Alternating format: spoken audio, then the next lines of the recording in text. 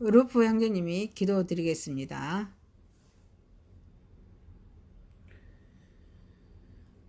हामी सबैका शासक र प्रेमले भरिपूर्ण हुनुभएका परमेश्वर पिता, हामी थेबुल औद्योगिक क्षेत्रको कठिन परिस्थितिमा नाम र ख्याति बिना पसिना बगाउने विदेशी कामदारहरूलाई सम्झँदै तपाईको अगाडि घुँडा टेक्दछौँ।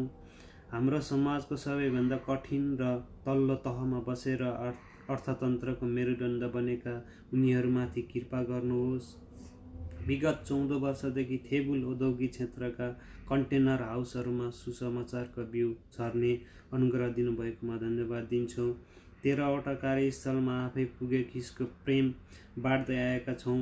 अझै पनि प्रभु नचिन्ने धेरै आत्माहरूलाई हाम्रो वरिपरि छन् भनी स्वीकार गर्दछौँ। कुरियाली मण्डली र विश्वासीहरूको आँखा खोलिदिनुहोस्। हामी कहाँ आएर परमेश्वरको सेवा र सत्कार गर्न पाऊँ। यस समयको जरुरी मिसाइनलाई बुझ्ने आत्मिक जागृति हामीलाई दिनुहोस्। आमेन। आमेन।